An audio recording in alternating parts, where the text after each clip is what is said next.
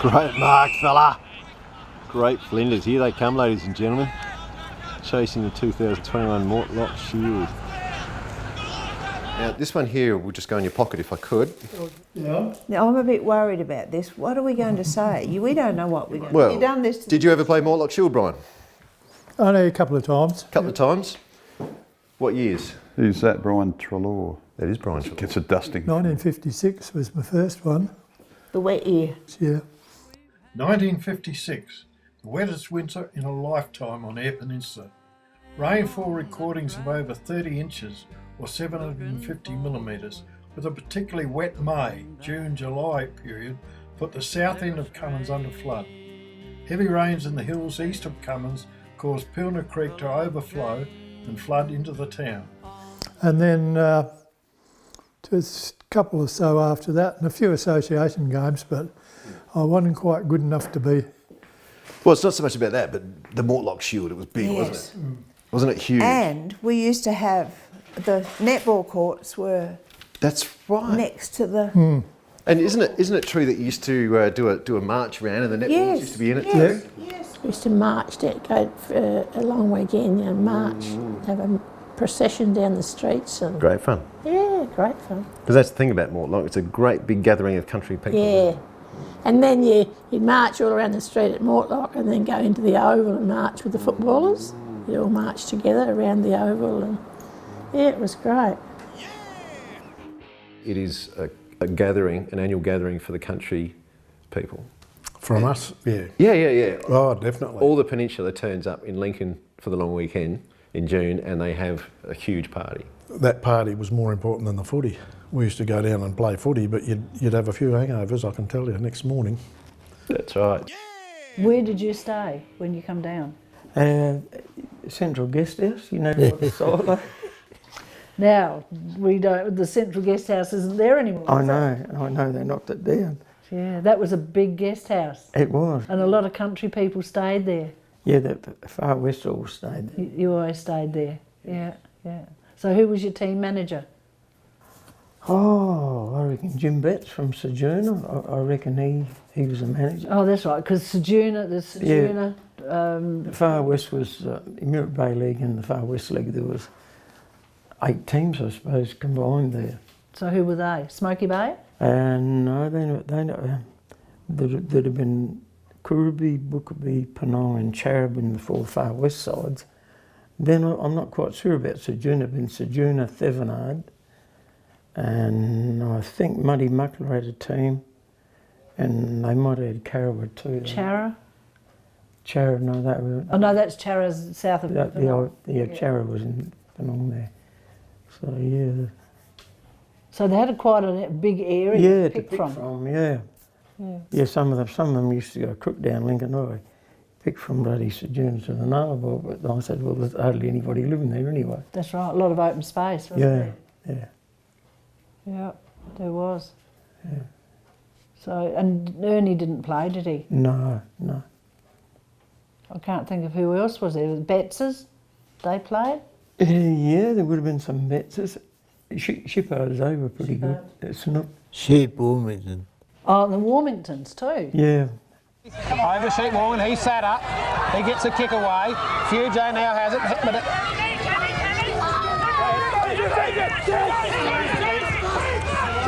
over the fence. And calling mark by, after scrambling a bit of play at Shane Kavanagh. Drives it down from the centre wing, looking for Stott and Fegget. No one has the sit. There's a sit over here. Fred Gold heads for goal, but... When did Mortlock Shield start?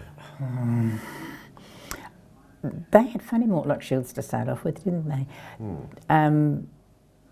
They were amalgamated. I think my dad played in Mortlock Shield, but he must have played with Tom Marnie, who played with Great Flinders, but I don't think they actually played for Great Flinders. I think they might have played for Middle Areas. So, and that would have been in 1936 or 1937 or something like that. And Mortlock was only held every other year, and initially, wasn't it? That's right. On a dirt surface, of course, as most of the ovals were, but Centenary was dirt. Oh, they were great Mortlock Shields. They were really, well, you would get there the first game was at 9 o'clock, so we would leave home and get to Port Lincoln in time for the first game at 8:30 and take a blanket and sit in the grandstand and leave at 5:30, 5:45. Big day. That would be Monday and Friday, Saturday and Monday, Mortlock Shields. Big days and big weekend. Well, no, they weren't that big weekend. I didn't. But it was a big gathering of country Oh people. yeah. Oh yes. Still is. We're past going to Mortlock Shield. Yeah, but I mean, Mortlock Shield is still. It's still and that's a why it's so draw card, big, because yes, it's a big country it's football community weekend. And renowned throughout the state. Everybody knows Mortlock Shield.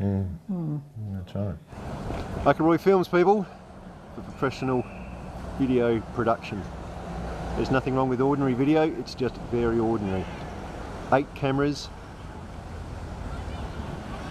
for the same price as ordinary video production, people. ackroydfilms@gmail.com.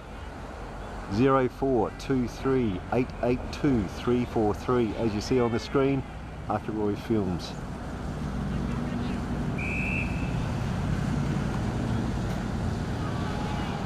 We do weddings too. Family history videos.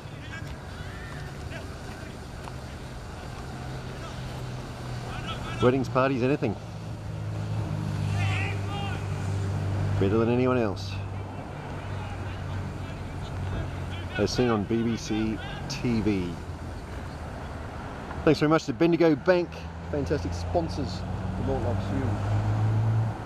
Great bank, great people. They know what to do with money. And if I had some, I would put it in the bank.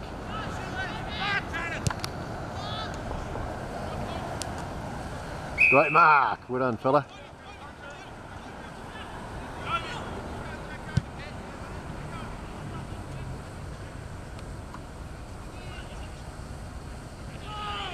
See, I tell you what, the defence of Lincoln Districts has been fantastic. I've been so on the man.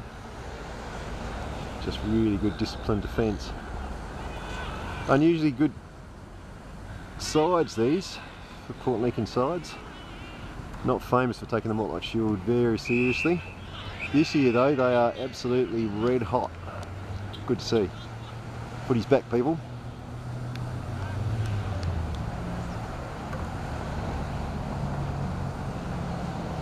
That looks like the big fella has a 50-metre penalty.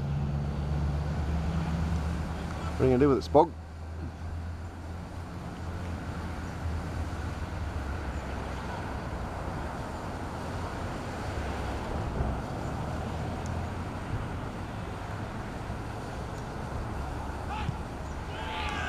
He's going to kick the goal, of course. Oh, I enjoyed in particular the County Jervois Mortlock Shield win. This is going back to County Jervois days. No, Eastern Air. Oh, so this is Eastern Airs. And Yeah, that case this was was 1989 then. 89. The first year of Eastern Air in 1989, well, you know, we won the Mortlock Shield that year. And as a quiz question, Roy, the first game he played, I got the award for best for Eastern Air. So there you go. Put that plug in. Yeah, so they had, the first was in 36 and the next in 39, and they had a break for the war. Yep. Started again in 47, then they went 49, 51, 53, 55. So from 55 onwards, they played every year. Those first few carnivals, they played every second or third year. So. How many you played in? Played in 5 for Lincoln City and a couple for Great Flinders. Yep. Would have been better all round, I think, Leo. The kick was a very poor one. Yes. Faggot clears out under the half forward flank for. Oh, he's a good mark man in front. I can't pick who's marked that one now, but Milton for Great Flinders, who's bringing it up on the wing. Yeah. You won 1 or 2 with Great Flinders? No, not as a player, unfortunately. It would have been great. Incredible.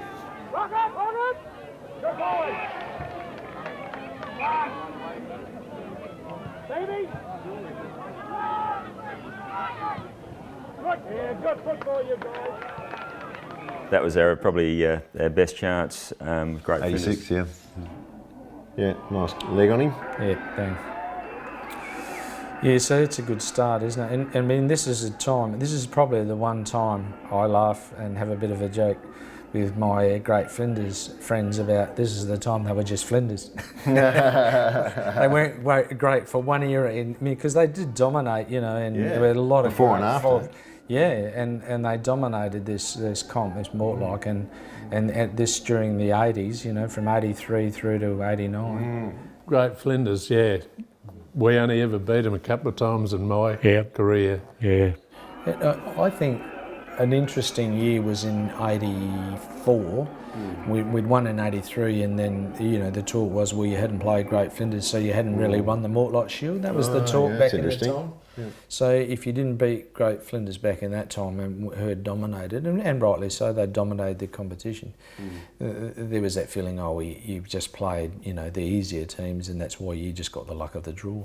So we played at Great Flinders in 84, and without, I think, Uvi, without Milty Chandler, don't quote me on these, but, you know, we left maybe 4 or 5 really of our top 10 players in the Far West League back in the Far West, and we beat them by 10 goals. So people didn't realise that there were all these other players that you're seeing play now. They were actually pretty handy players, you know. And so it was, there was no argument after that. No, Far that's West right. had really arrived. Yeah, that's right. And the fact that we only lost 1 game in 5 years, or I think it might have been 6 or 8 years actually, that was evidence that, you know, through natural attrition and seeding, you know, you got harvest time and all that. People are often tied up with those things, you know, over there. It's like, it's your livelihood. So, you know, a lot of the farmers couldn't go, no, it's just rain and I've got to stay home and get the crop in the ground, and the Far West a bit hit and miss, so you had to take your window of opportunity. So. Correct way, that's right.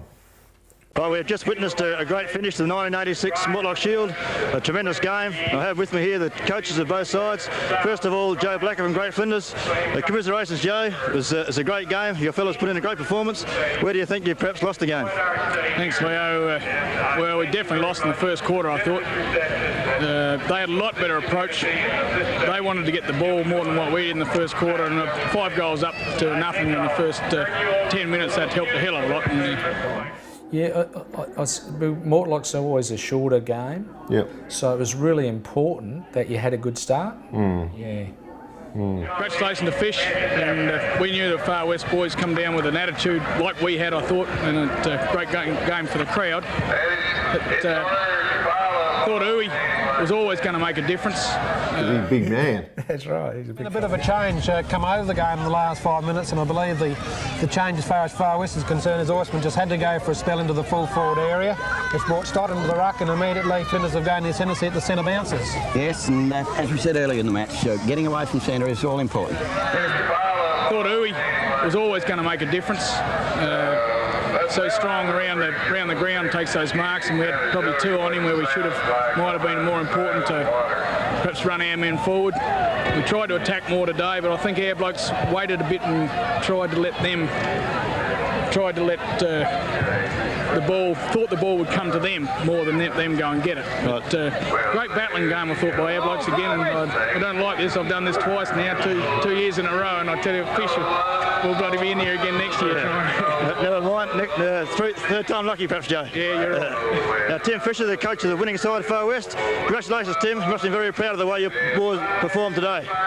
Yes, we are. Yeah, they did everything that we asked of them. They were well disciplined most of the weekend. They did all the right things when it counted today, and they went in hard. We knew we had to use a lot of aggression against Great Flinders because they're a good running side and a hard side, and the boys did exactly that, and we're very proud of them. It's still a very popular competition, and one of the few that are through the state that are still going, aren't they? One of the very few. Very few. Started in 36, I think. I heard a bit there before. Played every second year till the war years, missed a couple.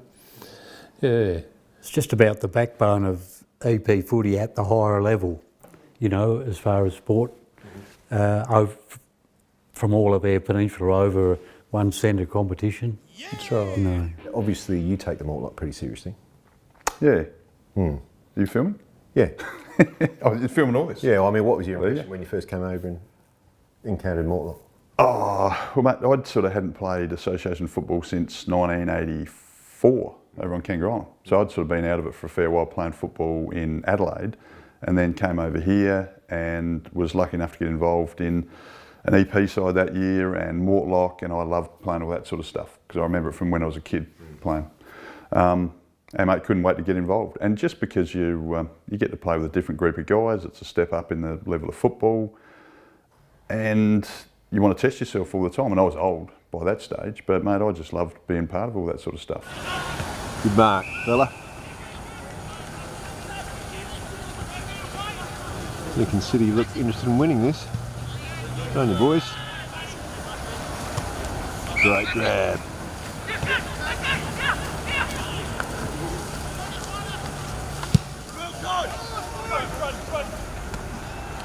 Great grab again.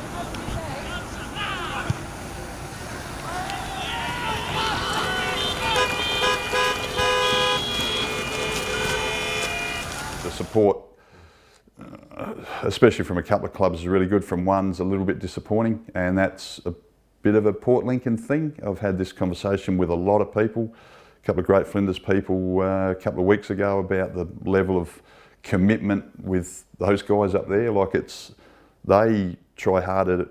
It's a big thing for them to play Mortlock Shield football. We are unfortunately down here don't quite have that country aspect in Lincoln footy, and we have guys try their best to get out of playing Mortlock Shield, which is a bit disappointing and it makes it hard every year, but we've come to the conclusion. We've tried a heap of different things.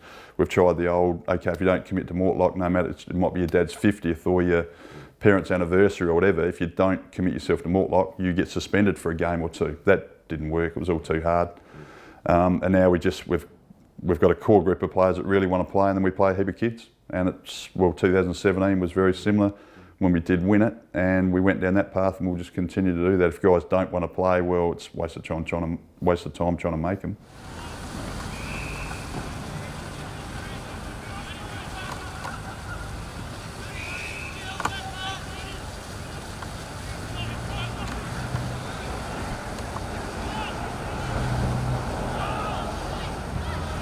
Good goal, fella.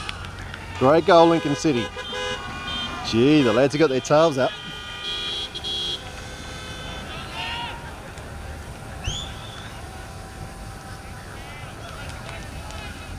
Something's got to turn it around. Yeah, and well, is it turning around? The results seem I like to think so. Yeah, certainly districts enjoyed beating City. Even though you were hobbled. They probably could have helped us out a bit, those boys, but that was never going to happen. No.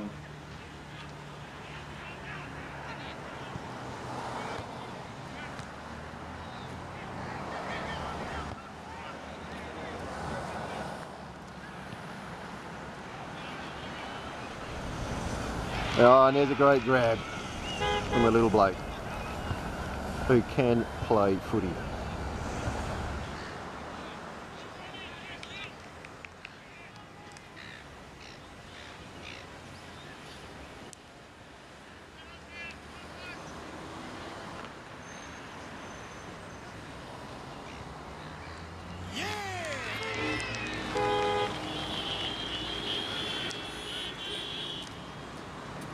Oh, we got kids. Well, it was a good example, and that was this year.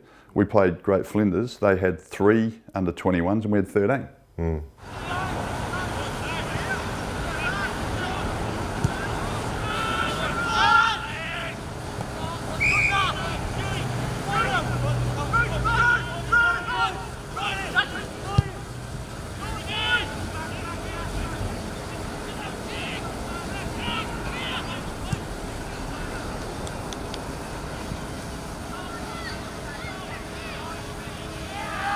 Lincoln City, wow. They might be watching the real thing. So that's the way we go. We've got a very good core group. Jonty Seal, Shillabeer, Maxfield, Jericho, Wilkins, McDonald, a lot of Lincoln South guys in there, a lot of Wayback guys in there, and we've got that really core group, Jacob Collins, Tasman guy, who's over playing EP footy, was best player in both games yesterday.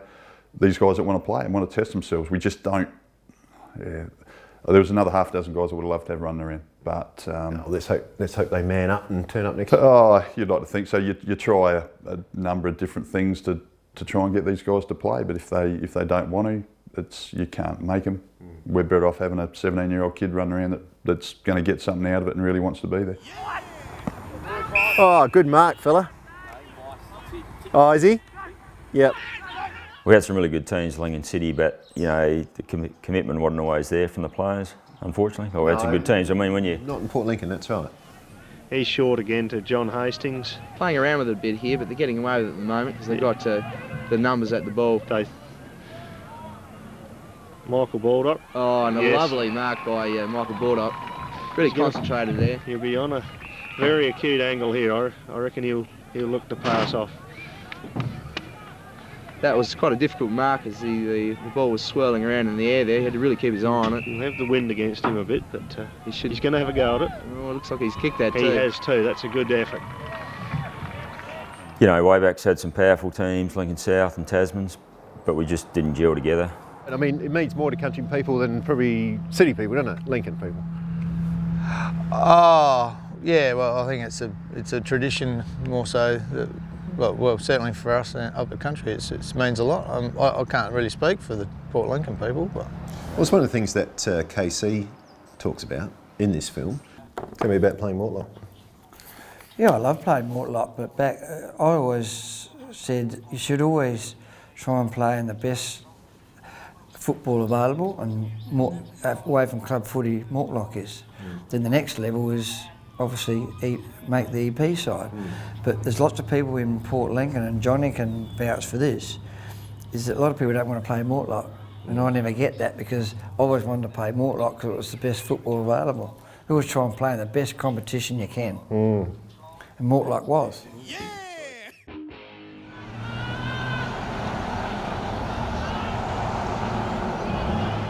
Jackson Norton, who's 3 times as big as this kid, tackles him, holding the ball. We go up the other end. Yeah, kid go.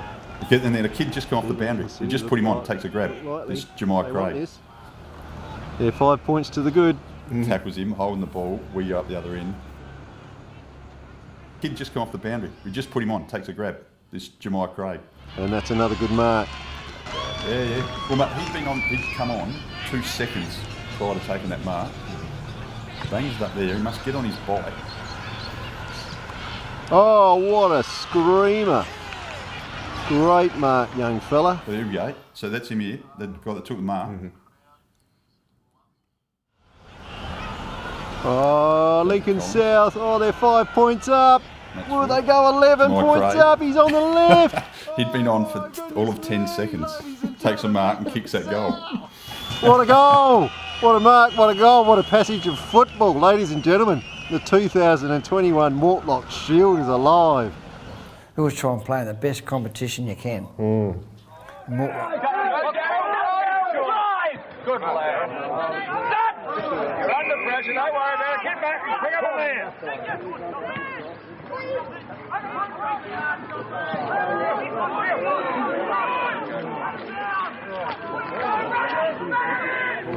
All the country people really turn up, don't they? Yeah, well, we like to get out and socialise and catch up with mates, and a lot of that's what it's about. It's also a fair bit about the sport too, but there's as much about the socialising that is about playing football. That's right, because Lincoln's absolutely packed with country people for that weekend, isn't it? Big crowds. Yeah, good. They used to then. People came from everywhere all over the coast because we played against Lee Hunt, Eastern Air, County Jervois.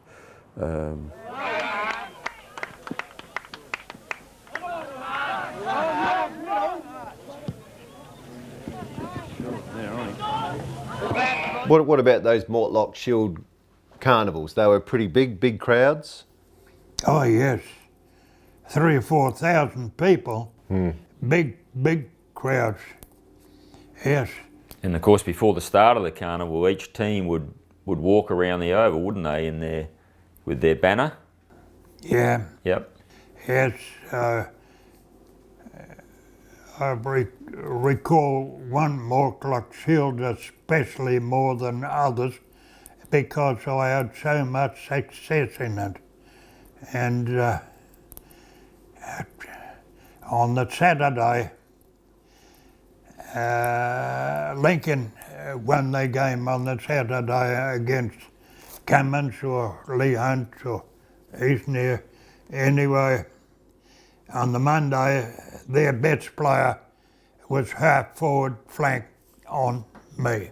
And that was okay. So we started the game, and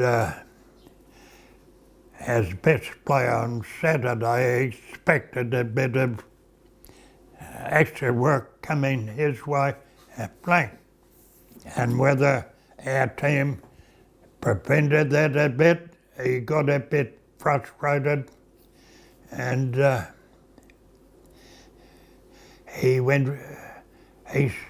when changing on roving, he didn't call his other fella in, he stayed on the ball.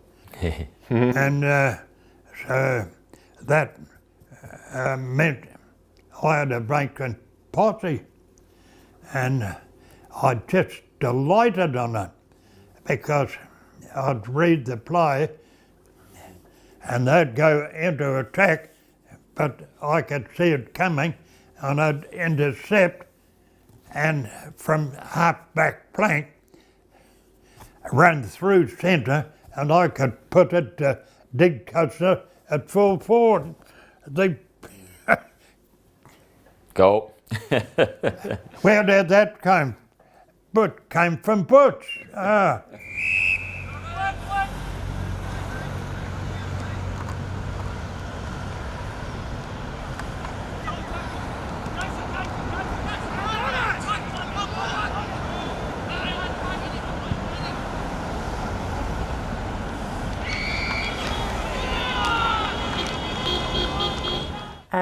There's a list of players, and I'm pretty excited about it. Gordon and Leon, that's our son, and Jackson, our grandson, 3 generations played Mortlock Shield.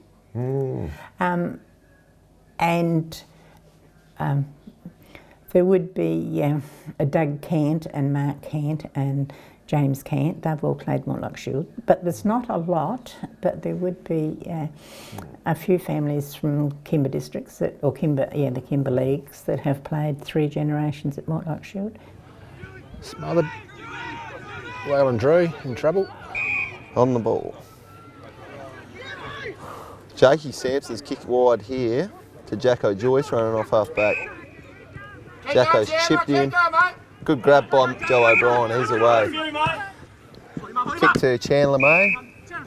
Very good. So that would take it right back to the start of the Mortlock Shield. Gordon played Mortlock Shield in 58 or 59, I think, when he played his first Mortlock Shield. 58 or 59, I'm not too sure. It was 58 or 59. 59, I think it would have been, because I never played football at all in 56. And I used to go to footy, and I was just a loner. The other boys go and have their beers, and I was just a loner. So next year, about halfway through the year, I started playing footy again. And didn't, because I had a crook hand, I didn't really ever play footy again. How'd you hurt it? Beat the harvester. Lucky I've still got part. I could have taken off up to the elbow. It took all this off, and the last blade come there, and that's what threw the belt off the beaters. The fingers used to go into the crop, same as, and the beaters were spinning to beat the heads off. And that's why I put Weber clean oats through, and there was some on the front, and I'm brushing them off my fingers. Bingo. And I started playing, and Not the first year, but the second year. I made Mortlock the second year. Gus, would you go and get the cup for us, please? I certainly will. What did you say that was? This is the Mortlock Shield winning cup for 2003 for Midwest football. As you can see, it's been a tradition to play and enjoy it, and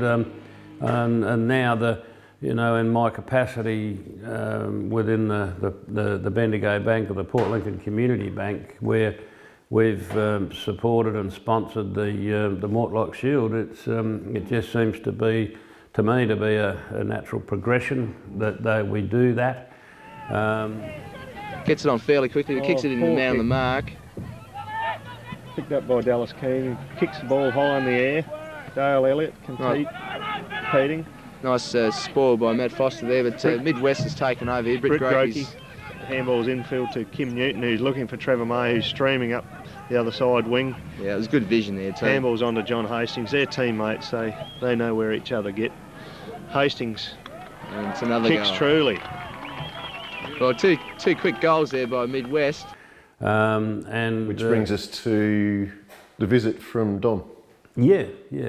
So it's been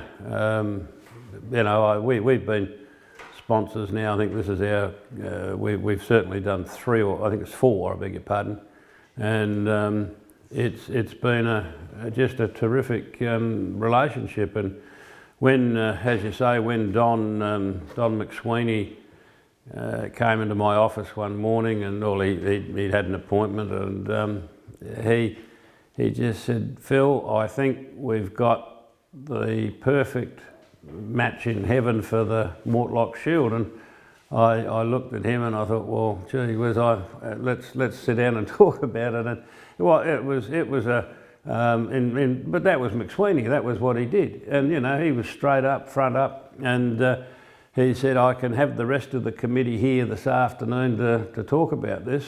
And I said, "Well, I think we better do it," and that's what we did. So what do you do with the Great Flinders setup at the moment? What I do? What's my role? Yeah. I'm sitting on the wrong side now. Sorry. I do sports TG. Yeah, right. Yep. All player clearances, registrations. And yep. Plus, I'm going to be taking over the team manager's role. Oh yeah. From the great man. From great Tom Tierney. How long's he been doing it? 25 years. 25 years. Yeah.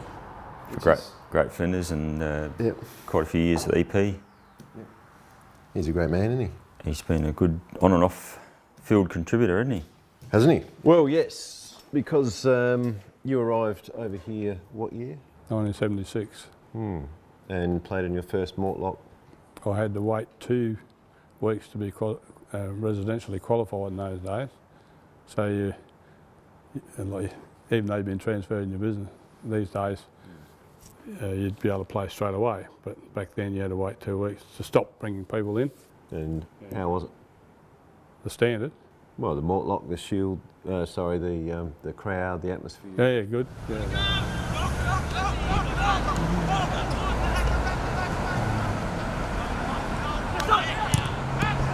Great smother, fella. Tell you what, for early in the morning, they both look pretty keen.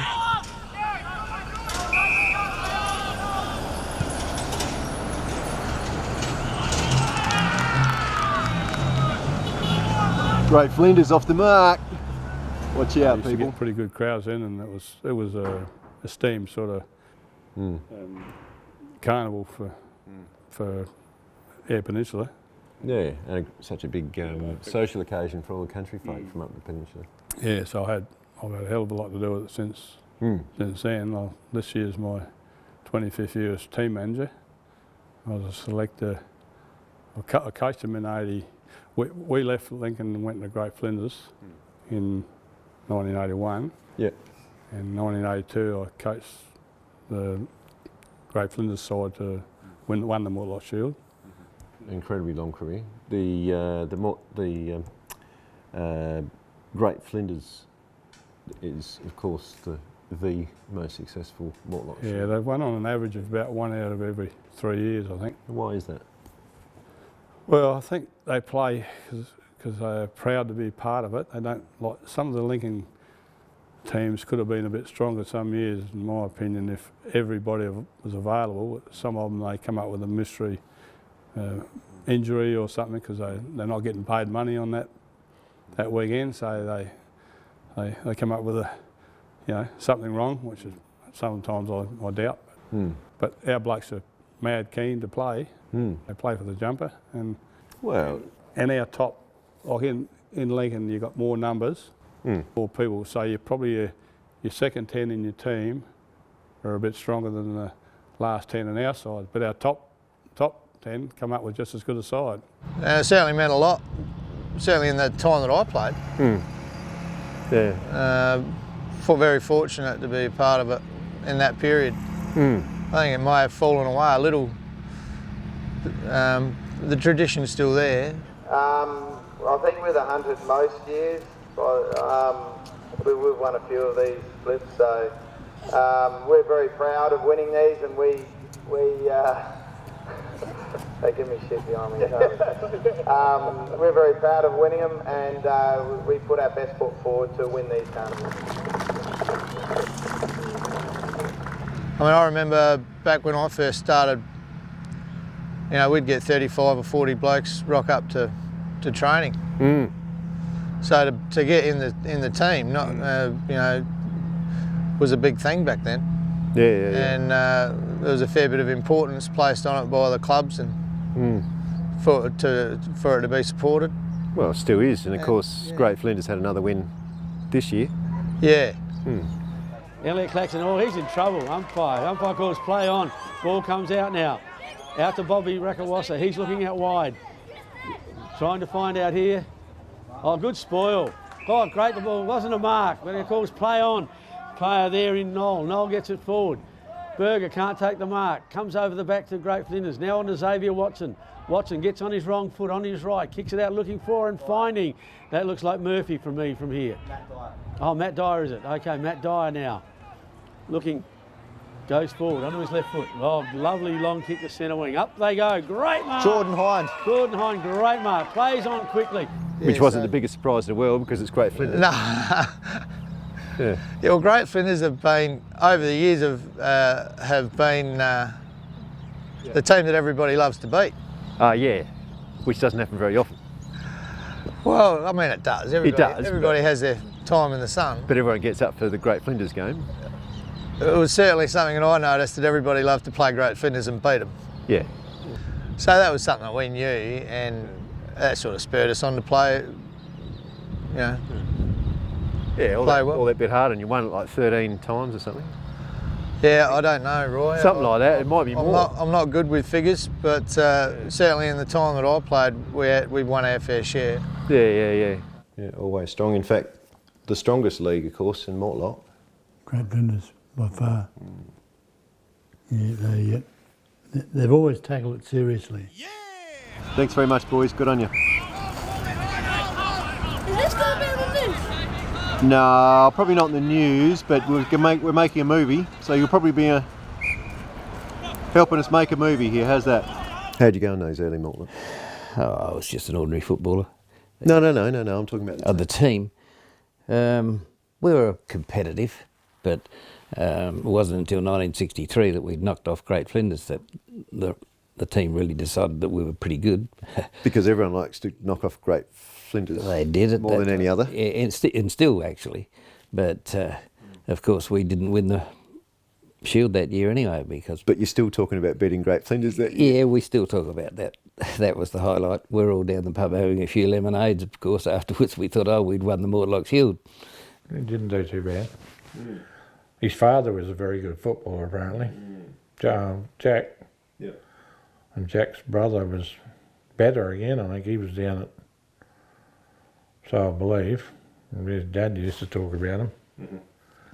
He was down, he was down Ungaraway somewhere. Oh, yeah. And see, the difference between the Lincoln League, Lincoln guys didn't want to do it, but Great Flinders were always successful because they wanted to play. They always wanted, Mortlock was their big thing to win Mortlock. Well, I think when we won the first Mortlock Shield for a while in 1972 when we beat Lincoln on the 3 o'clock match. That was pretty good. You actually bled for the jumper, and the jumper was pretty important. It's actually almost the esteem of a Great Flinders jumper is probably more to me than probably EP jumper. Even I mean, the State Greens is good, but there's something about the Great Flinders ethos and the culture that was very much sought after. And for that reason, when we played teams like Lincoln and that, you didn't actually need a coach to get up to play against Port Lincoln and Lincoln City and Lincoln districts, because you were that motivated to represent your league, and it was something that I'll never forget, and it was a great time. That was Glenn Habner. Yeah. Good play. Good play, yes. Yeah. Both cricket and football. He was exceptional. And very, very hard at it player, very committed. Still control, but it is finally caught out of bounds by the boundary umpire. So it's a test of staying power, I think, now, Leo. Who stays the longest will probably win this game. Well, fitness will be the thing now. Flinders tidies up that man Henry again. What a great game he's played. Joey Smith in the back pocket. Flinders now got control of the ball. He's chased by Montgomery. It's hooked back, and Jackson takes a timely mark. Jackson takes a timely mark. He goes out of side. Not a real good kick, but we'll find Lee Warmington. Lee Warmington centre wing side.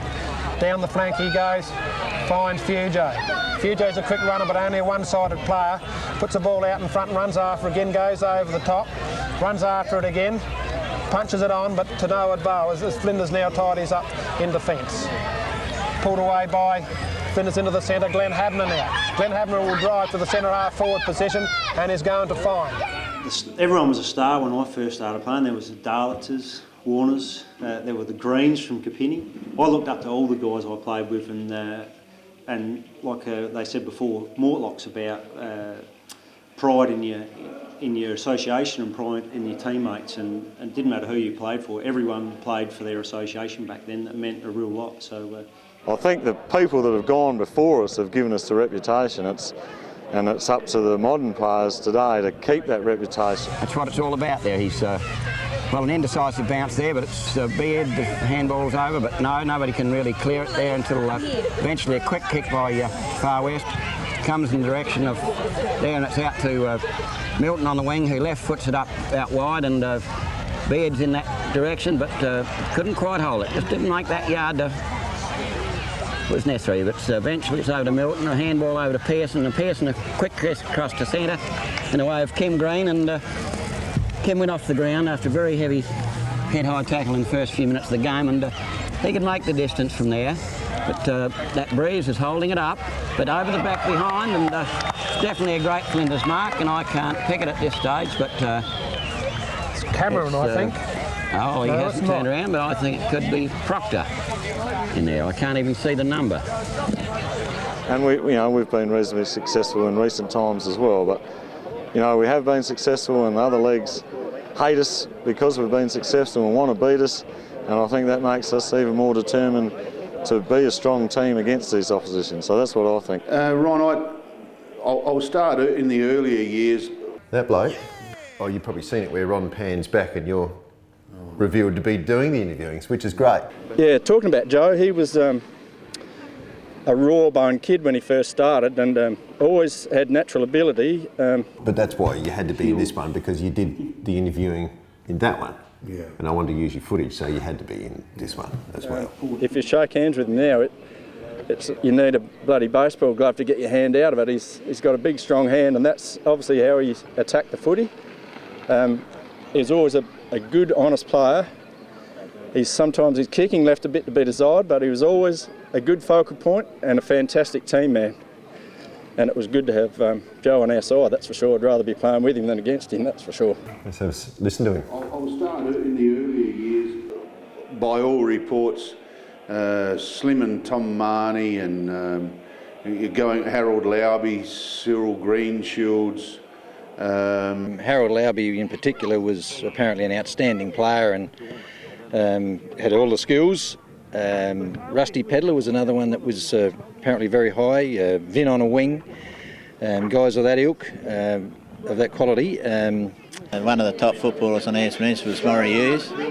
And then when I did play association football, there's players like Bill LeBrun and Lloyd Marnie and all those very good players. Some played league. Malcolm Seagate played league football. And then there came the Bill LeBruns and the Maury Hugheses that sort of went on from there. And Ron Wedd, of course, who had also played football in Adelaide before coming here. They were the players that you looked to and you'd say, gee, I'd like to play like them. Well, we had some great footballers back in the 70s, which were a very, very powerful time for Great Flinders. In particularly some of the players we have from my club, Air United, such as the two Figate boys, were very prominent and they were very strong and influential footballers. He's gone out wide towards Figate. Figate's been their key man in attack and he hasn't let them down again on this occasion. He's taken another mark and he should be able to kick it from there, shouldn't he, Steve? Oh, well within range. He's been kicking well lately. Should score 6 points here.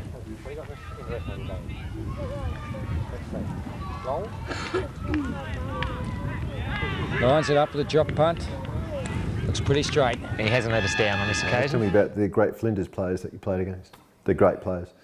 Well, the first ones come to mind are Joe Darlitz, Ronnie Coff. Yeah. The big Figate boys. Yeah. They were unstoppable. Yeah. Played out of Ungara, weren't they? And they said they never really did much at club level, but when they got to Mortlock Shield, they were unbeatable. Yeah, their backup system was different type of footy that we knew about at a higher level.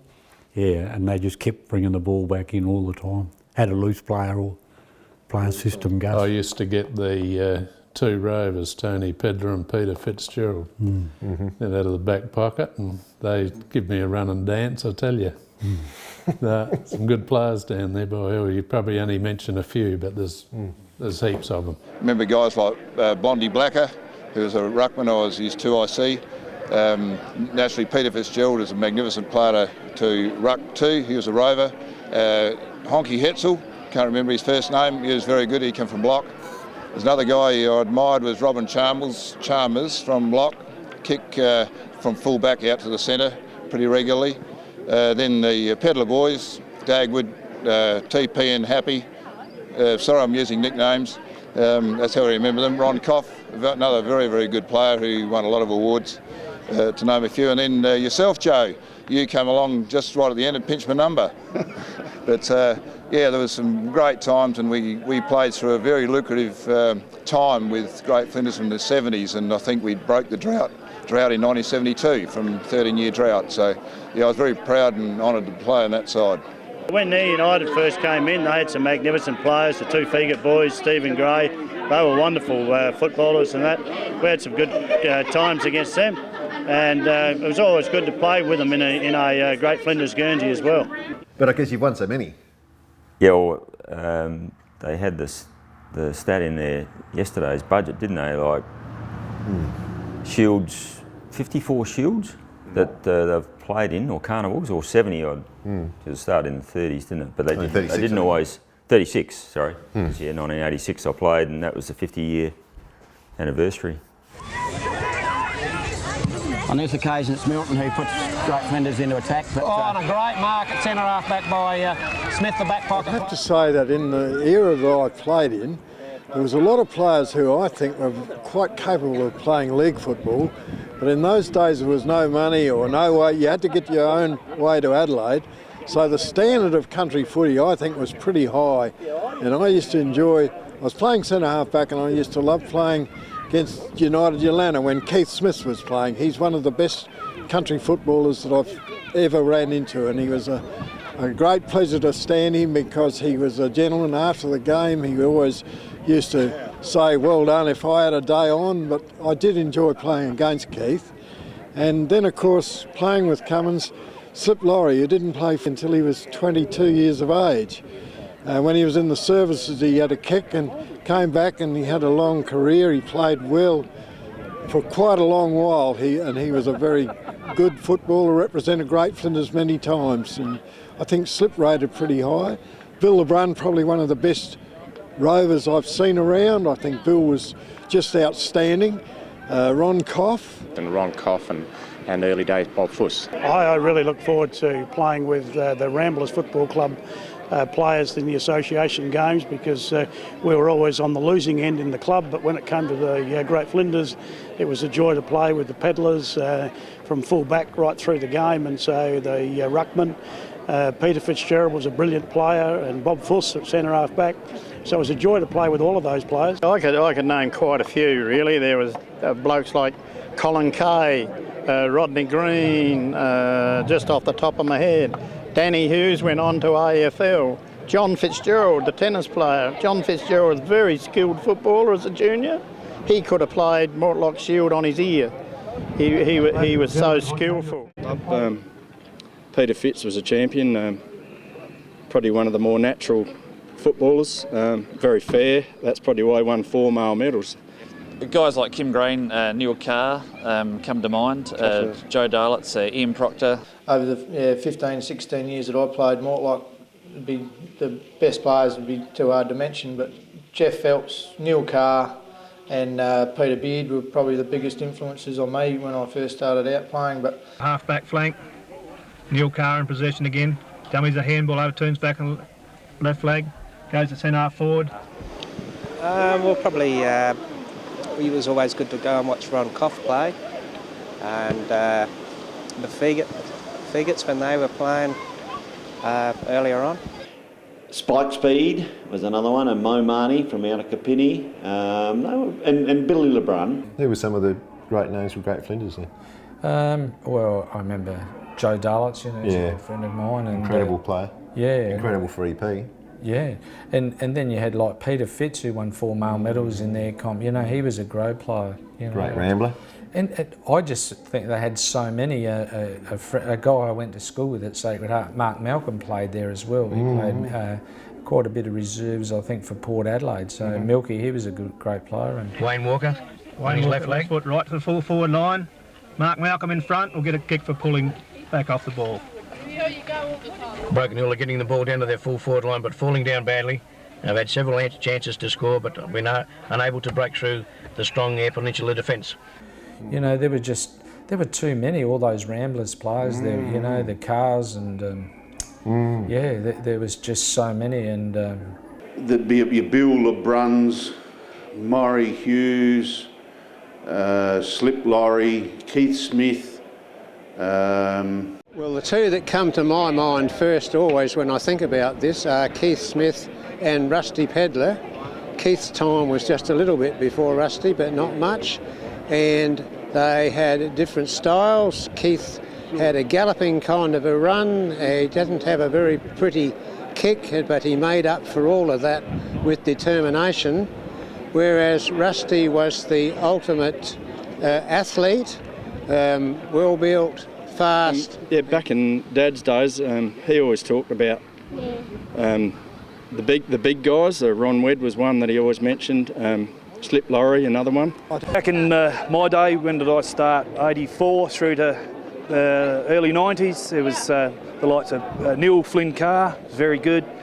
Kim Green, one of the most respected, underrated players in Great Flinders, I believe. Dane Kavanagh come on now. I see Warmington on before, but he's tripped. But it's good play by Flinders. Flinders with four at the front of the ball, and it's Anderson. No, it wasn't. It was Beard who came right away with it. Flinders now in complete control as they run towards the goal square, and it's a nice looking kick by Green. By Green, a great mark in the goal square by Durden. Peter Beard was a good one, for years, over many years. Yeah. Pedro. Yeah, EP player, EP coach. Medal name after Pedro, Peter Beard medal. Yep. Peter Beard, good strong tackle then. Marr chasing this player. Yeah, good tackle, mate. Beard, well done. Beard backed up Eyre well. Peninsula. Short chip into Proctor. That's good eyes, Peter well done, Beard. Peter. It's 35 metres, so he's well in range. You can have a shot here. Peter Beard and Marr, then 3-on-2, and they beat them. Good pressure. That was real desperation stuff for those two players. That's what wins these games, Fred. Now here's Proctor coming in, 30 metres out, slight angle. Missed his last one. Good kick off the boot. He hasn't missed that one. That's yeah, well a goal done. to Eyre Peninsula. That takes them to 10 to 5, 9. It'll be hard for Rossman Light to get back now, Fred. Yeah, that could be the one the EP needed. That's a 25-point break. Did he play? Yeah, so, you know, and so again, Peter, you know, we played sort of, he could have played centre half back or full back, but we played him in a back pocket for a while, and then, and Madigan Sampson, you know, basically we had a really good understanding, and Madigan's such a clever fellow with footy thinking, you know, he's a sharp brain, and he can spot something and go, well, we're going to change that, you know, and in that game, one of the reasons that we got on top is he threw Pedro forward into the forward pocket. We just needed a bit more grunt in there, and he did. He kicked a couple of goals and barged through a couple of packs and did a couple of strong things. So. Cunningham. Well done, Hogan. Off the ground by McKenna. Here's McGrath again. He'd be high in their best players. Into Parker. Big Max, he's a bit slower than he used to be. Good tackle, boy. Good tackle again. Here's Hutchins' chip kick. Beard on his own. And he takes a mark. He tends to play on. Gets a handball into Jeffrey Phelps. Don't play with it, fellas. He should get a kick. Snapped it around and his he's body. goaled it. Would have looked a bit dicey, Fred, when Jeff Phelps started playing with the ball. I didn't like the way he done it, Joe, but the end result was good. So, yeah, there's some good breeding there, the Beard boys. Davo, of course, was a good player himself, and he's got Corey Beard's his son. And, yeah, it's a good football family name. Yep, and this lad here I haven't seen before, 16. Trav Beard. He Lock. From Lock. That's Peter Beard's son, and there's Aaron Beard played as well, his brother. And yeah, Travis, he's a really good player. He kicked, I think it was 12, 13 goals against Tumby about a month ago, out of 16. Well, how about that Mortlock win this year? That was a bit remarkable. Yeah. Very good. Tumby just entering into attack. Almost had prior opportunity. It was Lincoln City's Mortlock Shield to lose, and they lost to Lincoln Districts. I reckon the format this year was great. Well, at least you get to play every team. I think this is a good format because you play 4 teams, so you're getting a better, you know, you're going to come up against a really good team, whereas a lot of years before, the Shield winners quite often have played 2 They've avoided the stronger team. That's right. So they may not have been the best team, but they won it anyway. Whereas this is, you know, we're seeing a truer indication of the best team, I think. Even though it's a shorter format, you can't really allow a team to get a fast start.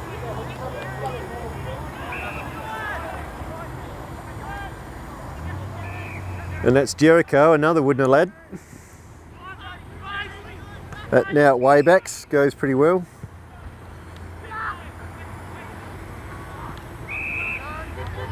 There's a couple of lads who go alright too.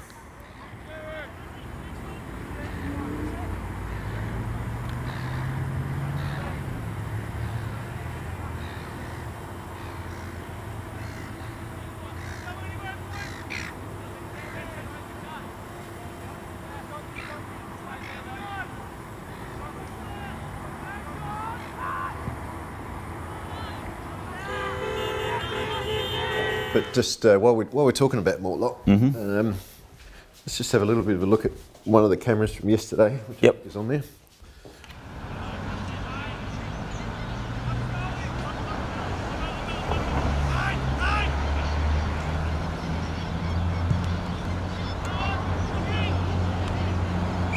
Another great mark. Great flinders are coming.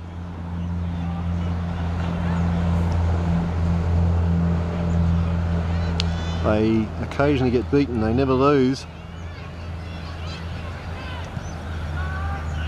Ooh, Lincoln City are just on top of their game at the moment.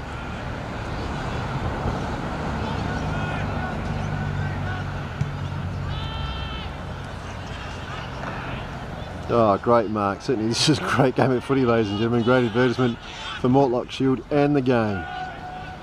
Oh, another good mark. They're all playing out of their skins. Lincoln South with an 11-point lead, ladies and gentlemen. Oh, they're coming. Here they are. Whoa, where's he gone? Here he is.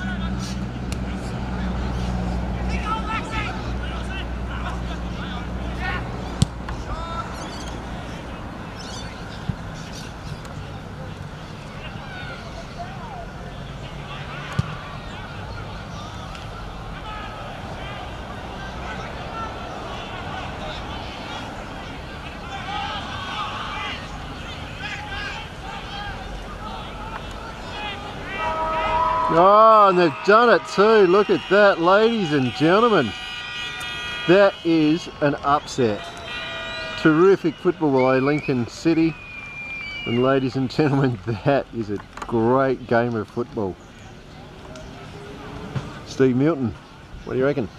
Oh, definitely. I think there was 13 debutants. Some experienced, some young, but yeah, they all acquitted themselves quite well. Well, they did, and I guess they're looking at it. They're looking to the future by picking that team. Yeah, most definitely. Yeah, we always try and include a few young ones for that, just for that very reason, because you might need them the following year to step up. And yeah, don't bring up 2021, obviously. A little bit of a sore point. Haven't quite got over it. It's 4 weeks ago now, but still a bit raw. Basically, you got the raw end of the rough end of the stick there. Oh, we did, and shouldn't have. It was such an easy fix. Jonty Seal trying to get Lincoln City back into the game. That's not going to do it. Not quite the length on it.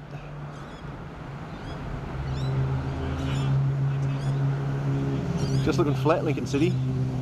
They're going to really struggle to win this game. Going to have to find something extra. This is their last game of the carnival. And that is going to help. Oh, no, it's not. Oh. Did that come off the post? And here comes Districts. Like, it's one of those things, like the people that involved in Mortlock, it's a lot of effort. You appreciate the committees, the work they have to do. And we sort of saw the draw, got told that this is how it had to be, and thought, okay, we'll take one for the team. If someone's got to do it, we'll do it, no worries. Didn't appreciate at the time how hard it was going to be to back up. We tried to put a positive spin on it, but we had no idea that it was going to be so hard. We had no time to assess injuries. You had no time to talk to the boys. We had 3 guys didn't know whether they were on or off at the start of the game. But that 1 point win over a very good Western Air side, well, it obviously took it out of them. Still, it's good for footy. And the 2021 Mortlock Shield is alive, good people. Here at Centenary Oval in Port Lincoln. Sunny Port Lincoln, it's a beautiful day. Half time, we must show you the jetty.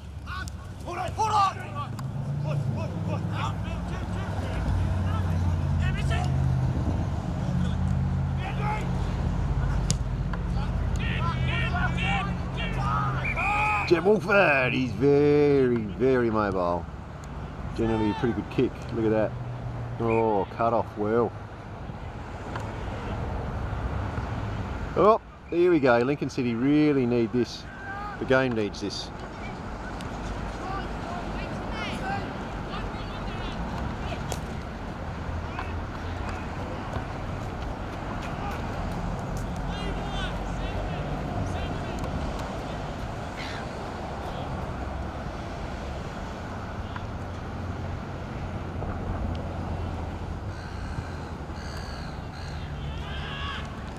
That's what we needed. Jonty Seal, ladies and gentlemen. An absolutely brilliant footballer. Probably the premier tool forward. Centre forward type player on Air Peninsula right now. But that's only my opinion, and I know nothing.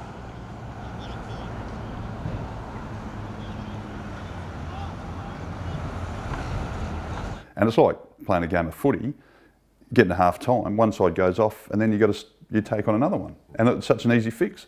We play the later game, Eastern Air come forward and play the game that we did, job done. Here we are. Ooh, how good are they looking? Ooh.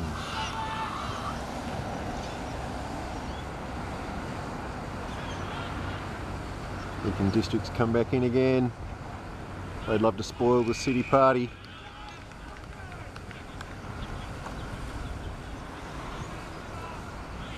Two games back to back. Is that a bridge too far? Could be. Lincoln Districts are on the march here at Centenary Oval in the 2021 Mortlock Shield. Hot footy, people. Footy's back. But again, we were told that was how it had to be. We didn't go into it enough. We should have. Lincoln City just have to win this to win the Mortlock Shield in 2021. Can they do it? Doesn't look likely at the moment. Not with Lincoln Districts in this sort of form.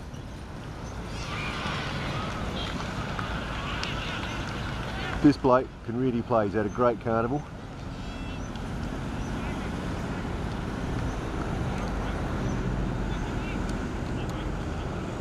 He doesn't look like a footballer, but he is.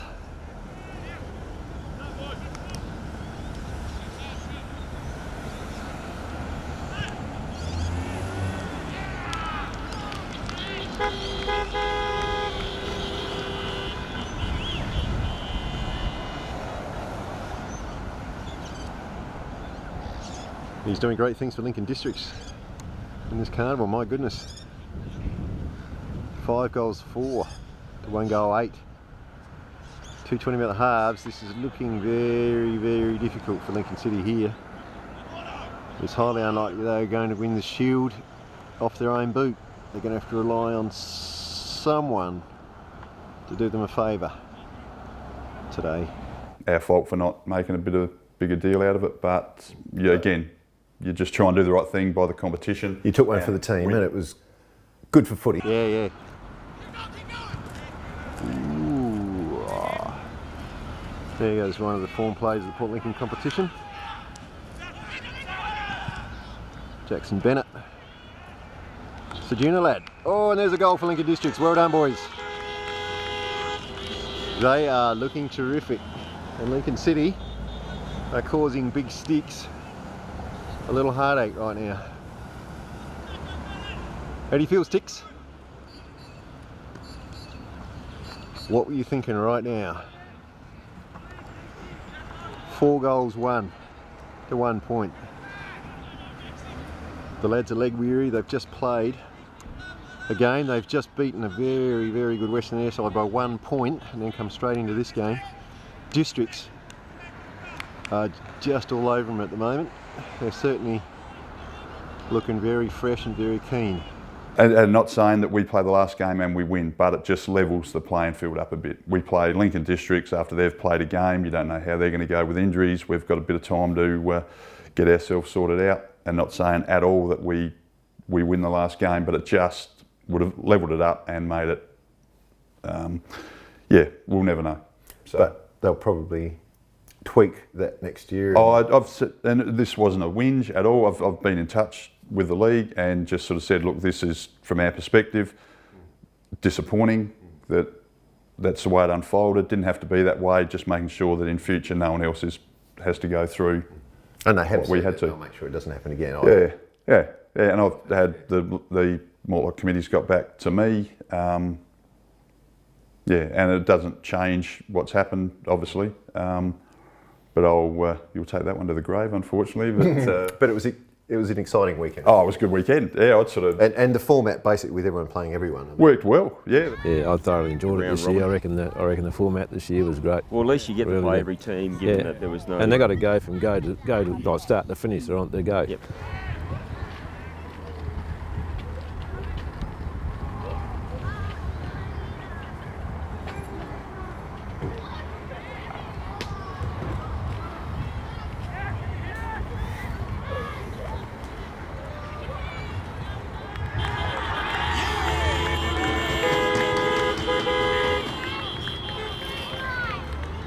Whereas some games in the past 4 quarters, they blow out, and they get a bit boring. Yeah, the short games are interesting because if you can get your nose in front, a bit like Districts against us, they kick 3 goals in the first 5 minutes, and because we've just played a game of footy, a real tough, hard game of footy.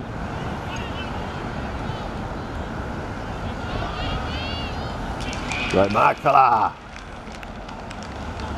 Jonty Seal can play.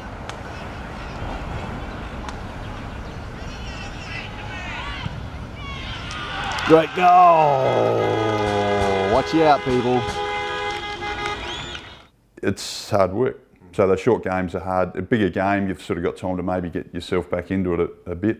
But no, the format was good. I think the crowd-wise was good. There's a couple of games, if things unfold a little bit differently on the Monday, I'd love to have a look at the us beating Great Flinders on Saturday. I'd love to have a bit of a look at that, but every time if I watch that, I'll be thinking, oh, geez, but I'll keep remembering what happened on Monday afternoon. 8 goals 7 plays 5 goals 3. Great Flinders, Western Air. Terrific footy this weekend. Great format. We still do not have a winner. Very exciting.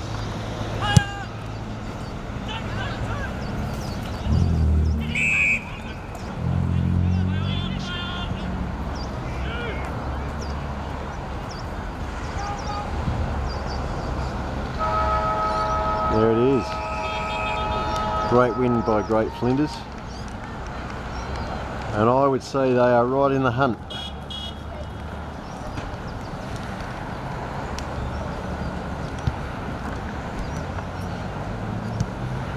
Which will please Steve Milton.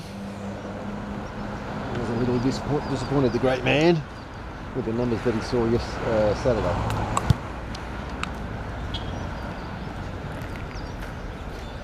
How you going, guys? Not bad, mate, yourself? Yeah, it's good day, isn't it? Oh, it is a nice day, actually.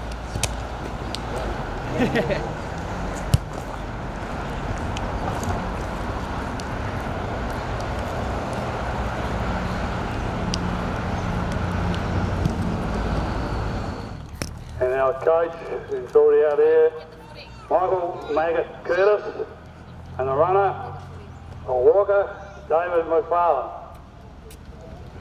Head trainer, Craig McGlashan, and our selectors, Jed Seagate and Julian White.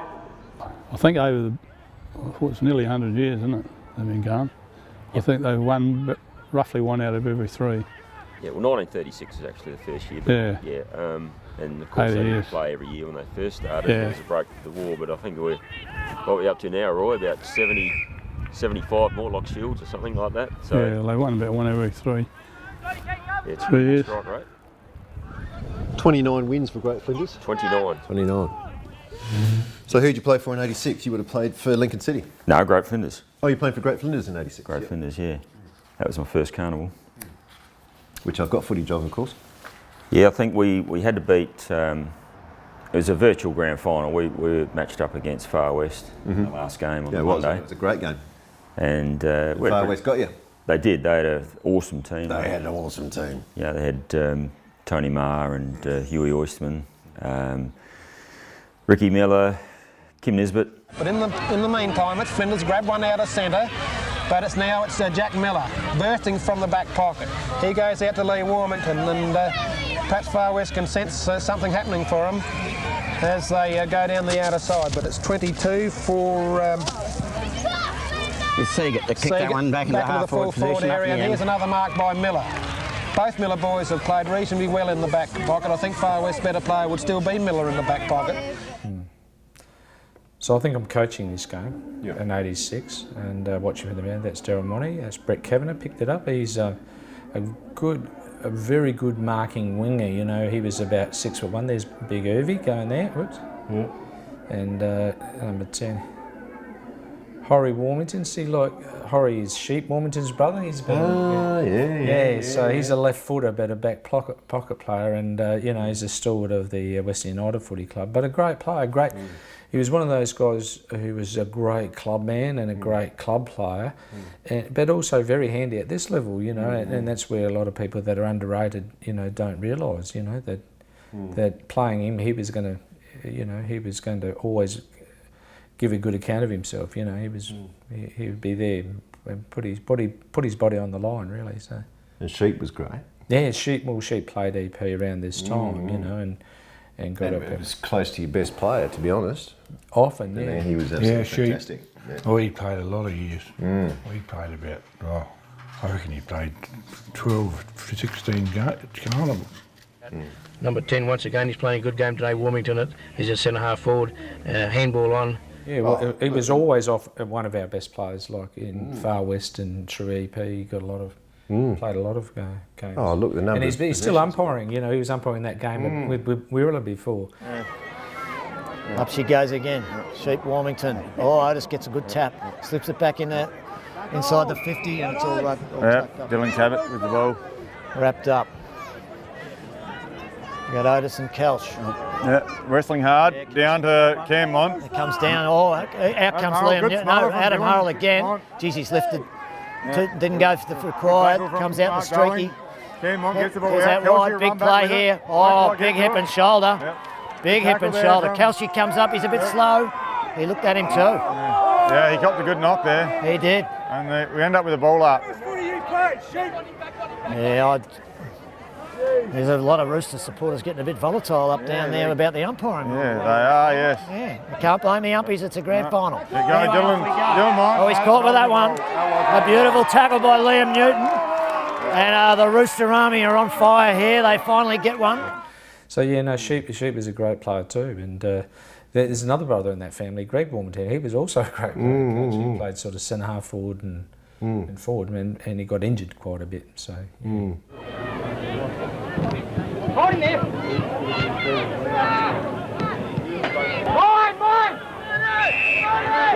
Watch him. Ron Campbell filmed this game as well. Yeah. And he's standing right next to this guy who's filming it. And I spoke to Ron night before last. Yeah. And he's going to check if he's still got it. Yeah. Which would be fantastic, but... Yeah, that was filmed back in the day. I think Leo Harsman was commentator for Great Flinders. Well, there's no commentary in the one I've got because unfortunately it was done properly by Ron Campbell, but his footage, as far as I know, doesn't exist unless you've got it. I've got the tape. Well, at this stage, they've certainly attacked very vigorously in the second quarter. An indecisive knock down there, hasn't gone to anyone, but eventually it's come over the top, knocked over by Osterman, but out on the wing, and a good handball over by Green, over the top to Cameron, and oh, good mark in front by Buck Warmington. He's called to play on after Called to attempted play on handball down there, the grandstand wing. Fijo's got the lead, but here's this man Henry again, and can he play football? He heads down towards centre half forward and finds Glenn Habner having the place on wide. That's Phelps that kicked out. And Phelps has a good reply to Far West's goal 2 minutes ago, so the score back to 1 goal in front to Far West. Well, that was Henry's goal from the wing. He played on, gave a beautiful pass to Habner, quick handball, and well, 2 good handballs, but it was Henry's goal from the centre square with his accurate pass to Habner. So we're back to only 4 points in this game, and it's really very, very tight, Ivan. It's a very tight game, and this is the way that all Mortlock Shields should finish up, I think, Leo, with a tight game in the last game of the day. It's certainly great for football to see the decision of the whole carnival. Yeah, it was done by GTS and BKN. I was on TV, really? And they showed the last, as they used to do back in the day, they'd show the last quarter of the last game or something. And there might have been bits of other parts of the game as well in the tape. So fantastic. Well, if you can lend me that today, that'd be great. Will. It still has the tape, we have to convert it? Yeah. Great, no worries. I think fantastic. It's still in reasonable condition. So. And Jackson takes a timely mark. Yeah, so as you see a guy, a lot of underrated footballers, there's a fellow there called Gavin Jackson who came from Wadiki. And he's number 23. Great player. Like you're talking about a guy who's probably 6'1", can kick both feet and really quick, and a great ball reader as well. So what number's he? He's 23 in that. So he was a similar style player to Barry Hutchins, I reckon, but didn't have the dedication and focus that Barry had. But a great player, and you might know Mildy Chandler. Like Mildy was a great player for Far West, and Penang won a premiership for Woodner. That's right, he had 1 year down there. When he was there shearing. Yeah. The boys. Okay.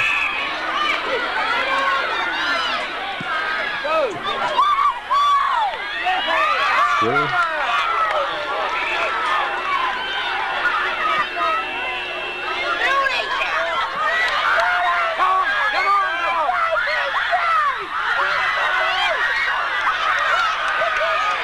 That was Mark Hines, of course, doing the magic bit and getting it. Yeah, that was a great result. And yeah, Mildy from then, you know, he's gone on and on to turned into one of the best footballers that's represented the Far West Football League.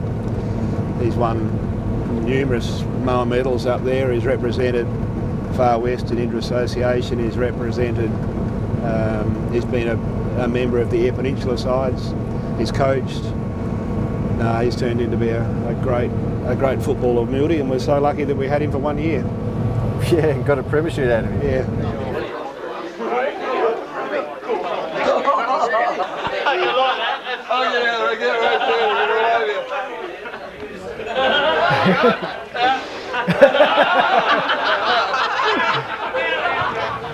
Third position goes to Great Flinders, 55.37. Second place goes to Lincoln City, 54.97. And the winner of the carnival goes to Far West at 60.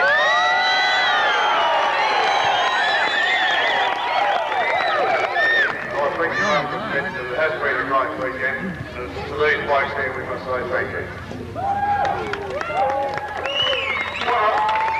One other bloke I'd like to thank, and we haven't seen much of him all day. I know Rodney Riddle put $1,000 towards the Far West side.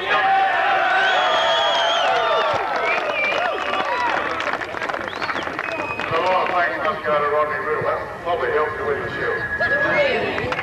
Any further ado, I'd like to present the 1986 Jubilee Mortlock Shield to the captain of the Far West side.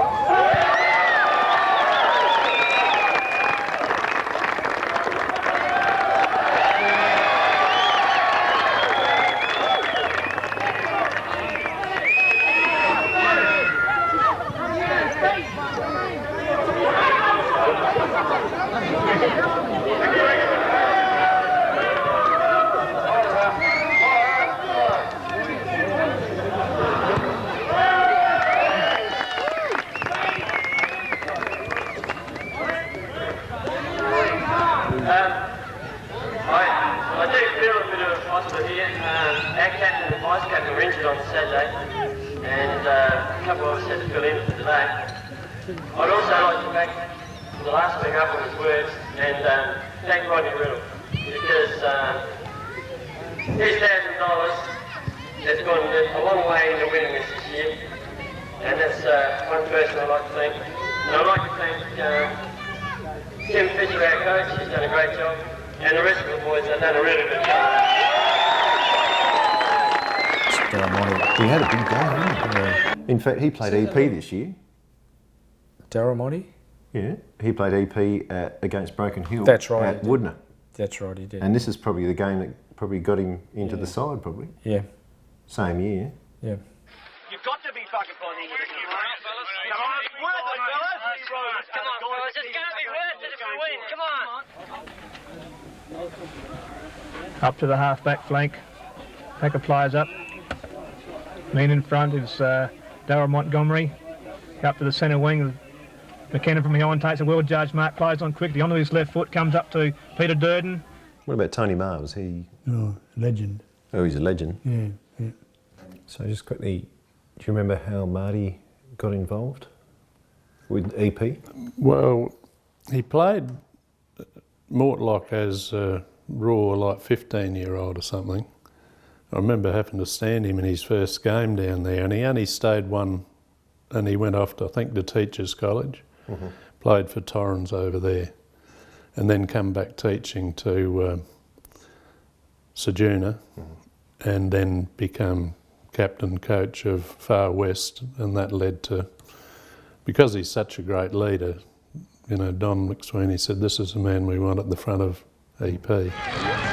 Jackson takes the timely mark. He goes out of side. Not a real good kick, but we'll find Lee Warmington. Lee Warmington centre wing side. Down the flank he goes, finds Fujo. Fujo's a quick runner, but only a one-sided player. Puts the ball out in front and runs after again, goes over the top, runs after it again, punches it on, but to no avail as Flinders now tidies up in defence. Pulled away by Flinders into the centre, Glenn Habner now. Glenn Habner will drive to the centre half forward position and is going to find.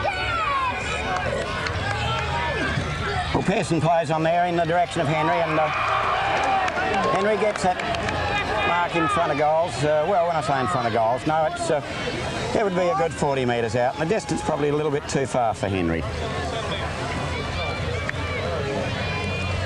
He'll be putting everything he can into this. He's got the legs, I think, to make the distance. And yes, it's a full point of the Great Flinders. So a good fight back there, and another goal to Henry, and that's Henry's third goal today. Well, no doubt about it. Henry's been the bloke that when Flinders has been dragging the tail a bit, he's enlivened them every time. He's been the real playmaker, and what a courageous little player he is. So that's little Henry, wasn't it? That little Lindsay Henry. Yeah, wasn't it? I reckon. He was a good player. Yeah, for Great Flinders, yeah. Very quick. Tests the ball, comes clear to Mark Malcolm. Kicks around his body to Kuravac, to Warmington, straight into Warmington. Umpteenth kick. Out to Brian Ramsey, who's on as a follower for EP now, picking up plenty of kicks. Little Lindsay Henry up in front, comes clear, and he's 1 for 1 bout, and straightens up and goes for goals. And he's put it through. Good goal to Lindsay Henry. Top goal to Lindsay Henry, and Air Peninsula. Fred very, very strong around the ground. And he's great for EP too. Yeah, I don't remember. I didn't play EP with him, but I certainly, he might have played before my time, maybe. Yeah, he certainly played in '86. He was only over he was from Western Australia. Yeah, he was only over for a couple of years. 2 years, I think. Yeah. Some throw in there, and it's actually Henry who picks that one off quickly, but I think it's only 1 point. No, he's kicked it's a beautiful goal by Henry. Was a magnificent goal by Henry, and that shows the value of a player such as Henry. I really think if one bloke can turn it around for Great Flinders, it is this bloke Henry, because he's not only has he got the skill and he's quick, he's got plenty of courage, knows where the goals are, and if he can really keep on lightening up the Great Flinders side, other players will come into the game as well. Well, that's right. He's taken more punishment than any other player on the ground at this stage. And I think that Great Flinders game, yeah, it is 86 Mortlock Shield. Really? But it's got the 1966 Centenary Grand Final on there as well, because Roger Dunn played in it, and me and my father Shearing. So just ignore that. Your dad not around? No, he passed away in 2001. Well, that's going to be gold when we talk to your mum about your dad, of course. Oh, yeah, and I've got him captioned with But not today, because as I say, Thomas. No, you take that, do what you like with it. That's incredible. You've actually healed a great wound in my heart today. Hey? So having to edit that game, not having the good footage is very painful for my life. Yeah, well, I'm pretty sure that's still in reasonable condition. Yeah, it should be. But Ron Campbell, such a fan of Ron. Yeah. But he won't give me a long interview. You know, I've interviewed him briefly. No. He's too modest. Too modest. He reckons he's not interesting. Yeah. Oh man, I've asked you like 5 times, man. I'm so interested in interviewing you, Ron. You want somewhere in between, not somebody too modest, but you want, you don't want someone who's bragging. That's right. Want sort of. This is his brother Jack, Stephen, down to the outer side, looking for Lester Highfold. Lester Highfold claims the mark, but, well, that's a decision. He's got the mark, goes down towards the half-forward line. It's Stott, Fig, Stott has pushes the backside. We also had the advantage, I think, particularly for Mortlock games, that we had connived with a lot of, great Indigenous footballers and which has made a big difference to Far West's rep side, yes. Yeah, and over the years, I mean, you see now the Millers and the Bettses and, all these, the Pews, they've all, a lot of them gone on to play in the AFL, so it's, Yeah, good talent bank. Yeah. So another player here, sitting in the middle, just a little fellow with a hat, Kim Nesbitt. He's of course. Went on to play for Tasmans and stuff. He was at Tasmans when I was at Tasmans. Yeah. He's a great player. Great player for us. And so he was Thevy? Yep, he's a Thevy boy.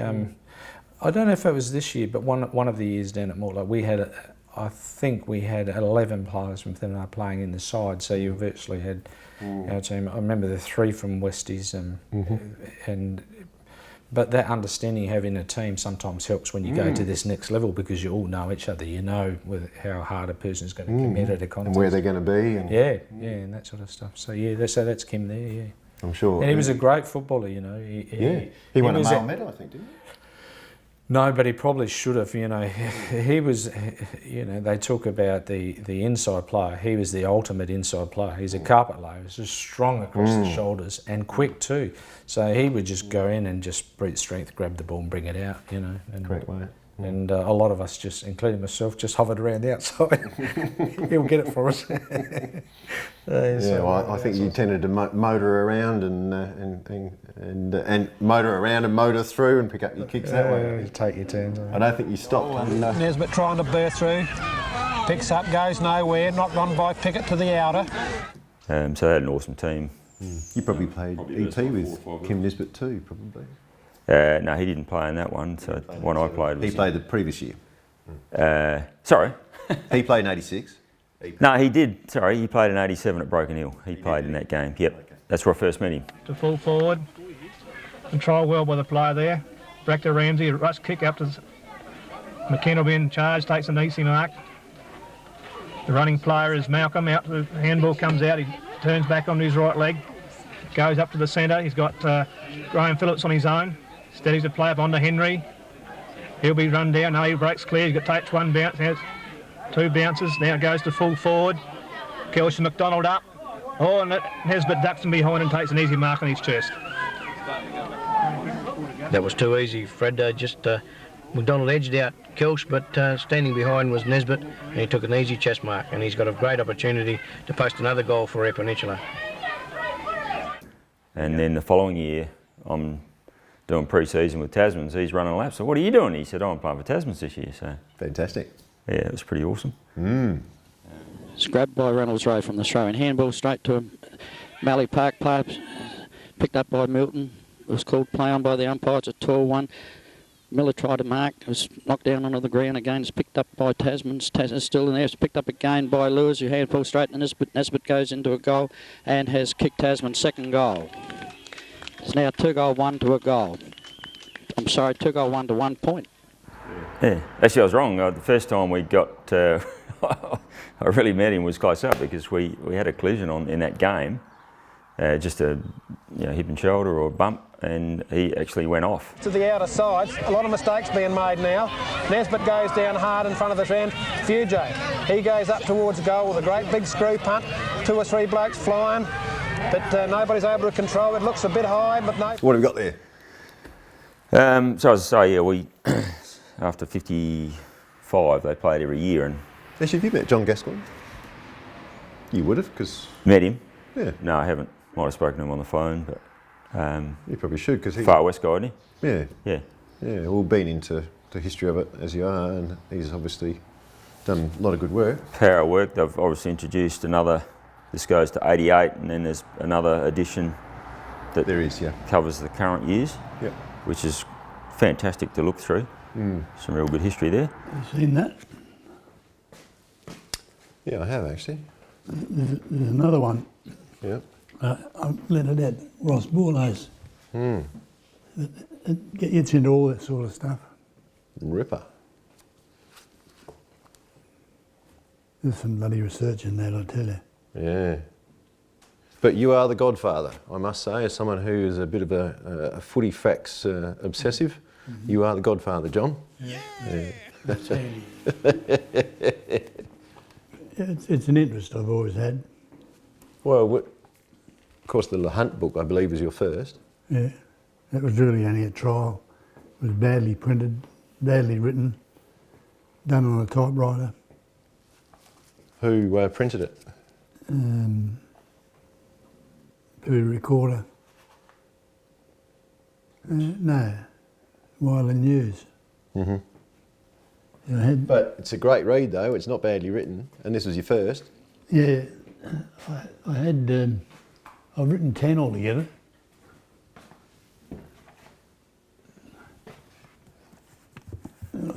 I can only give you 3 of them. That was the second. And Far West, Ripper. That's badly bound too. The bloody pages will come out if you stretch it back too far. Right, yeah. And then I wrote the Mortlock Shield.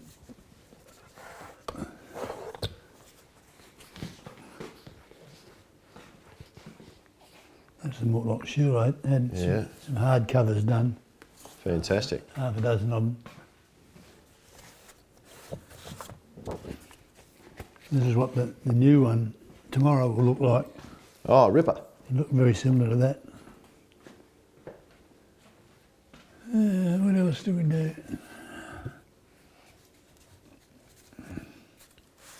Far West Legends.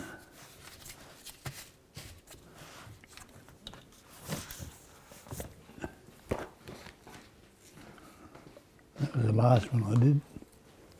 Fantastic. That's probably the best one. Yep. And what else was there? There's 2 editions of the male medal.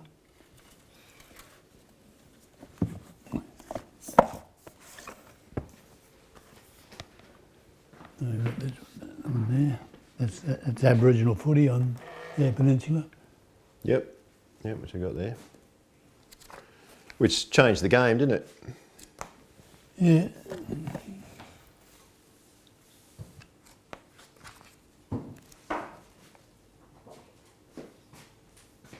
And there's Mildy Chandler.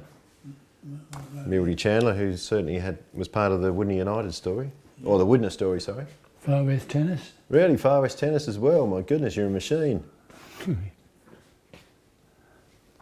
there's 2 editions of the male medal. Yep. This was the first one. It's a pity I can't give you all these, but No. I can only give you 3. Well, tell us a little bit about each of them. This is the 2nd edition? That's the 1st edition of the male medal. Yep. Yeah, written in '96. Took me 3 years. There's more research in there than you can imagine. Which you do in, I guess, newspapers and where else? Well, I read all the local papers, the 3 local ones, and got about eight leagues out of there. So I got this, just the scores out of the paper, and then I wrote stories about players that I knew, that I'd played against and played with, and spoke to those that I didn't know, and took bloody copious notes. And then I rounded up some photos, went to a lot of places and took photos, and then put it together. How many miles did you cover? Oh, a lot. A lot, I can imagine. Yeah, Tommy Hafey. No, yep. But of course, researching something like this, that, you know, doing the first book about it is obviously pretty hard yards because you don't have any books to refer to. Yeah, that's right. I had to start from scratch. I spent a good bit of time in the Adelaide Hills doing these. And some leagues had very poor records. Probably none as poor as Seduna's though. No records here at all. Really? Did they were just never kept, or they were destroyed? Yeah, I think the latter. Thrown out, they're only old. Really? Chuck them out. And there's the odd league that's not within the state too. There's one in southwest Victoria, and there's Broken Hill, and there's Darwin, there's Alice. They've all taken the male medal. That's interesting because, of course, you know, it's from the Sunday Mail, a South Australian paper. Yeah, those 4 still take the male medal after all these years. Really? What's the Southwest Victorian League?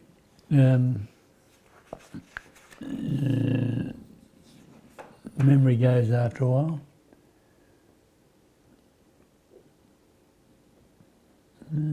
Southwest Districts.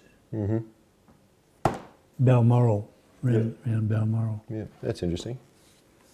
And of course, Broken Hill's got that traditional tie with South Australia, so that's more interesting. But Far West Tennis, I mean, this is probably the greatest. In fact, all of these are actually probably the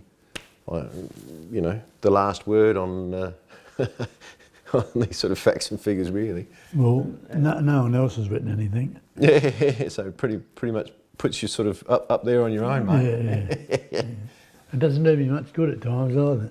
No, but it's something you wanted to do. Yeah, there's always some bastard who wants to come up and say, that's not right.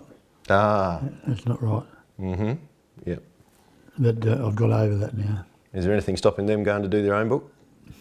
Probably not. Anyway, how long did it take you to do That one Far was, West tennis? was a lot less, probably about 6 months. My wife plays tennis, or played tennis here for a long, long time. So a lot of the input is from her. Yep. I enjoyed doing this one. It took in Penong. Half of this is Penong tennis. And I had some beautiful photos. And mainly from the Sentinel. Yep. Some I took myself. Some I pinched from the Sentinel. There's probably a couple I took in there, probably. Well, from when I was at the Centenary. Yeah. What years it go up to? 91, no, 2015. Yeah. Yeah, well, there you go. There'd be a couple of my photos in there, probably. Yeah, there would be. Yep. And what about... that one? This one's an interesting one. Yeah, that one sort of come out of nothing. I had a lot of stuff that I'd collected over the years. Yep. You know, things like... Yep. Let's see.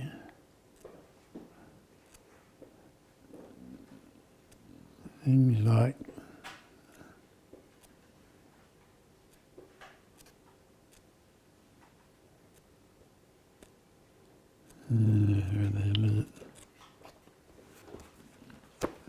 things like the sinking of the Eleni K. Oh yeah. Ship that went down out in the bay here. Yeah. I had some good photos of that and some good notes. Yeah. And I've always had an interest in explorers, mainly through the school. Yep. Through my teaching of history. Yep. So to write a story about Matthew Flinders was pretty easy. Or Nicholas Baudin. Yeah. Or Edward John Eyre. Or Mary Haddam. She was the girl who was murdered here. Yep. So it was pretty easy one, that one. And it was interesting, and it's probably better written than any of the others. So you're a history teacher? Yeah. Which is appropriate. You obviously enjoyed your job too. Yes, I did. Yeah, I taught history for 30 odd years. Yep. About 18 of them here. Yep. They're all over the place. Alright, I'm just going to get a shot of that. Books as you sort of do them. There we go. You ready for a cup of coffee? No, I'm right, thanks mate. Yeah. Now, 40 Mortlocks. Which of course is one that a lot of people have read. That was, what year was that? 88. We had 2,000 of those printed. They sold in 6 weeks. Pretty good. It seems to be one that a lot of people are actually familiar with. Yeah. And it's a bit of a worry when you publish your own stuff. I published all this. And if you publish it yourself, you've got to sell it yourself. And you wouldn't want to be left with 1,000 of them. No. No, because these cost roughly how much to print each one? About $20. Oh, this one would be more. Hardcover's more. But the one we got on now is going to cost us about 14 for each of 500. And I'm a bit worried that I won't sell them. Because this is out of your pocket? Yeah. We've got to pay the bill. Yeah. These are all out of your pocket? Yeah. Really? How many books have you sold in total? 2,000 of these. 200 of those. 200 of those. The male medal, probably 2,000. Yeah. Which is quite a few copies. Yeah, it'd be 5,000. Yeah. Altogether. So it's a lot of households that they're in. Touch of Magic was 1,000. Each of the male medals was 1,000. Yep. So we got 1,000. Yep. They look good, don't they? They look fantastic. Those ones. Who printed those? Lutheran Press. Yeah, right. Open book, they call themselves now. Yeah, they do a pretty good job by the look of it. Yeah, they do. This one was done in Port Lincoln. Oh, okay. And so is the current one. Yep. And down there. In fact, it'll look very similar to this. Yeah. So, well, which one would be better to take us through briefly, the hardcover or the paperback? Oh, probably this one. Yeah.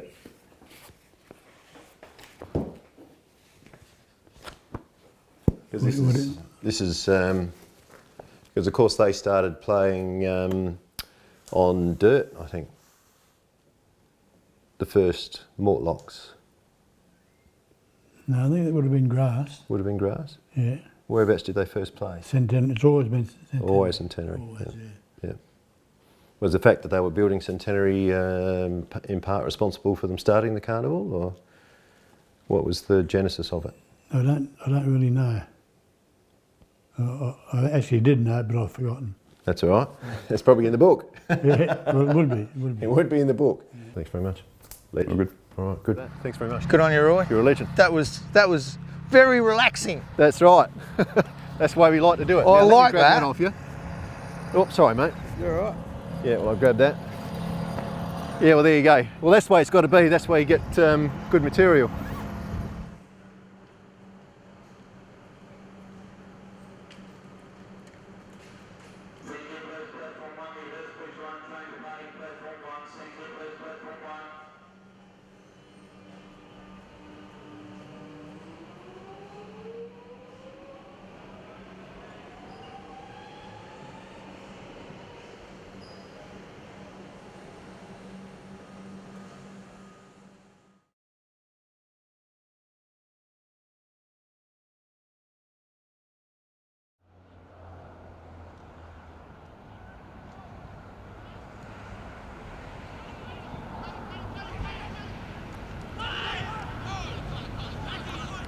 Oh, well done, boys.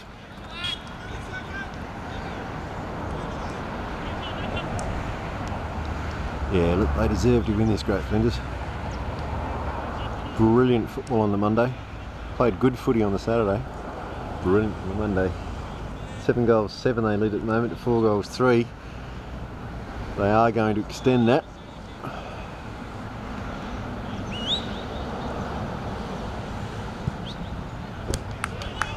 By 6 points.